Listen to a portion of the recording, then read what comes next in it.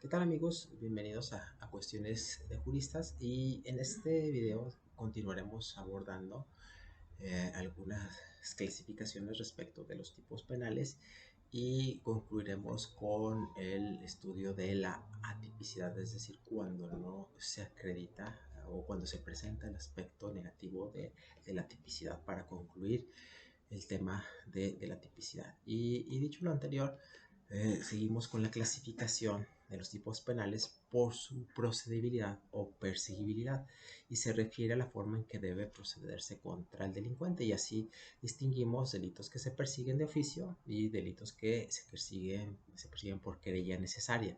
De oficio, sí se requiere la denuncia del hecho delictivo por parte de cualquiera que tenga conocimiento del mismo, incluso si la autoridad se entera de la existencia del delito y no existe denuncia, la autoridad está obligada a proceder de manera oficiosa. Aquí hay que destacar que la mayor parte de los delitos se persigue de oficio, en cuyo caso no procede el perdón del ofendido. Y en los delitos de querella necesaria, a diferencia del anterior, este solo puede perseguirse a petición de parte, o sea, por medio de la querella del pasivo o de sus legítimos representantes. La situación anterior se presenta en función de la naturaleza delicada y personal del delito, y la ley deja a criterio de la propia víctima proceder o no en contra del delincuente. Aquí pues hay que considerar que en algunos casos la consecuencia llega a tener una afectación casi tan grave como el propio delito y a veces incluso mayor. La regla para determinar si un delito se persigue de oficio o por querella es la siguiente. Cuando se persigue por querella de parte, el propio precepto legal lo indica, ya sea en el mismo artículo donde se define el delito o en otro. En cambio, en los delitos perseguibles de oficio no tienen dicho señalamiento, de manera que al ser omisa esa prescripción se entiende que son perseguibles de oficio. Aquí damos algunos ejemplos de delitos perseguibles de oficio, como son el homicidio, lesiones graves, violación, aborto, violencia familiar hacia los menores y por querella, estupro, lesiones levísimas, abuso de confianza, hostigamiento sexual, etcétera. Pero hay que estarnos a lo que determine en cada caso la legislación penal. En algunos delitos, la perseguibilidad o procedibilidad se en función de las personas que los cometen y de su nexo o relación con el pasivo del delito, en el caso de los patrimoniales. Otra clasificación atiende a la materia, y aquí se trata de seguir el criterio de la materia que pertenece el delito, es decir, el ámbito de material de la ley penal, de modo que el ilícito puede ser común si el delito es perseguible bajo las reglas del fuero común o del fuero federal, es cuando aquí pertenecen a o se infringen preceptos que atañen al fuero federal, a las leyes emanadas por parte del Congreso de la Unión, el Código Penal Federal, o bien al militar, es decir, contemplado la legislación militar, o sea, se afecta solamente a los miembros del ejército y su fundamento se encuentra en la Constitución, o político, es el que afecta al Estado, tanto por lo que hace a su organización como lo referente a sus representantes, como es el caso de la sedición, la rebelión, el motín y la conspiración para cometerlos, o contra el derecho internacional. Aquí afecta bienes jurídicos del derecho internacional como la piratería, la violación de inmunidad, la violación de neutralidad. Otra clasificación atiende al bien jurídicamente protegido y conforme a estos criterios los delitos se agrupan por el bien jurídico que tutelan y aquí siguen los criterios de los códigos penales. Aquí ocasionalmente se advierte que el criterio adoptado por el legislador es otro, pero en términos generales la legislación mexicana prevalece el del bien jurídico, es decir, aquí el legislador hace una clasificación de delitos contra la libertad sexual, contra la vida y la integridad, patrimoniales, contra la salud, etcétera. Es decir, cataloga los delitos en función del bien jurídico protegido por su ordenación metódica. Según determinadas circunstancias, el delito puede ser básico o fundamental. Aquí es el tipo que sirve de eje o base del cual se derivan otros con el mismo bien jurídico tutelado. El tipo básico contiene el mínimo de elementos y es la columna vertebral de cada uno de ellos. Por ejemplo, el robo y el homicidio. El especial se deriva del anterior, pero incluye otros elementos que le dan autonomía o vida propia. Por ejemplo, el homicidio en razón de parentesco o relación, el infanticidio, el feminicidio y aborto, los cuales derivan del homicidio. Sí, pues los hechos son homicidios, pero con sus características especiales.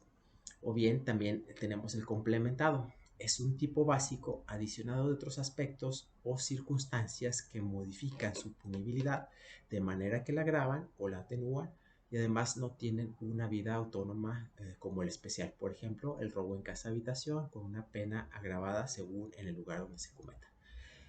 Por su composición es otra clasificación y se refiere a la descripción legal que hace referencia a sus elementos, los cuales pueden ser objetivos, subjetivos o normativos. Y así el delito puede ser normal, ¿sí? La descripción legal solo contiene elementos objetivos, por ejemplo, el homicidio, o anormal, y se integra de elementos objetivos, subjetivos y normativos, por ejemplo, el homicidio en razón de parentesco o el abandono de personas sin causa justificada por su autonomía o dependencia. Hay delitos que existen por sí mismos, mientras que otros necesariamente dependen de otros. Aquí se clasifica en autónomo, tiene existencia por sí mismo, por ejemplo, el robo y el homicidio, o el dependiente o el subordinado, y su existencia depende de otro tipo, por ejemplo, el homicidio en riña o duelo y robo de uso. Por su formulación, por la forma en que se hace la descripción del tipo, puede ser casuístico, y aquí el tipo plantea diversas hipótesis o posibilidades para integrarse al delito, el cual puede ser alternativo cuando basta que ocurra uno de los supuestos que plantea la norma, por ejemplo, el despojo, que se integra de cuando se realice por alguno de los medios de ejecución previstos en el tipo penal, como la violencia, la amenaza, la furtividad o el engaño. Y en este caso el Código Penal Federal ofrece 4 medios de ejecución y será necesario que se haya realizado mediante alguno de ellos y no por los 4, o bien acumulativo, y para la integración del delito se requiere que ocurran todas las hipótesis planteadas, por ejemplo, en el caso del estupro. Amplio, el tipo no precisa un medio específico de comisión, por lo que puede serlo cualquiera. Por ejemplo, el homicidio, lesiones, robo, entre otros, el medio de comisión puede ser cualquiera. Por la descripción de sus elementos. Y aquí se refiere justamente a cómo el legislador lleva a cabo esa prescripción legal, de modo que el delito puede ser simplemente descriptivo, es decir, describe con detalle los elementos que debe contener el delito. Normativo, y aquí hace referencia a lo antijurídico, generalmente va vinculado con la conducta y medios de ejecución, y se reconoce por expresiones como sin derecho, indebidamente, sin justificación, sin causa justificada, y aquí implica lo contrario a derecho. Si, por ejemplo, el robo, que señala expresamente el legislador, sin derecho y sin consentimiento. ¿Sí? Aquí es un clásico ejemplo.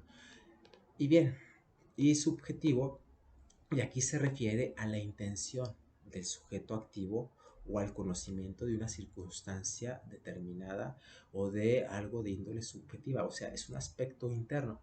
Por ejemplo, el homicidio en razón de parentesco o de relación, el elemento subjetivo consiste en que el delincuente conozca el parentesco que lo une con la víctima. Otro ejemplo sería el tipo penal de peligro de contagio previsto en el artículo 199 bis del Código Penal Federal, que es el que señala a sabiendas de, es decir, aquí se requiere que el sujeto activo conozca ciertos elementos y por tanto atiende al aspecto subjetivo. Ahora veamos el aspecto negativo de la tipicidad, o sea, la atipicidad. Es la negación del aspecto positivo y esto da lugar a la inexistencia del delito. La atipicidad es la no adecuación de la conducta de la realidad al tipo penal, ¿sí? Lo cual da lugar a la no existencia del delito. Es decir, la conducta de la gente no se adecua al tipo por faltar alguno de los requisitos o elementos que el tipo exige, y que puede ser respecto de los medios de ejecución, el objeto material, las calidades del sujeto activo, del pasivo. Por ejemplo, en el robo, el objeto material debe ser una cosa mueble. Si la conducta recae sobre un inmueble, la conducta sería típica respecto del robo, aunque sea típica respecto del despojo. Y aquí existe confusión en cuanto a otra figura, la ausencia de tipo, que desde luego es distinta a la tipicidad. Ya vimos, si no hay tipo, no hay delito, ¿sí? Y la ausencia de tipo es la carencia del tipo mismo y significa que el ordenamiento legal no existe la descripción típica de una conducta determinada. Por ejemplo, la vagancia, la malivencia, la brujería, la blasfemia, injurias, aunque aquí ya no existen en algunos códigos penales y si no están contemplados como delito, pues no existe delito propiamente. ¿Sí? Y si la ley no define un delito, o sea, no hay tipo, nadie podrá ser castigado por ellos. Y ante la ausencia de tipo, entonces no se configura ningún delito, como ya se recordó. Y bueno, hasta aquí terminamos este video que tiene que ver con la tipicidad y su aspecto negativo, la atipicidad. Espero que haya sido de su utilidad y nos vemos en otro video. Hasta la próxima.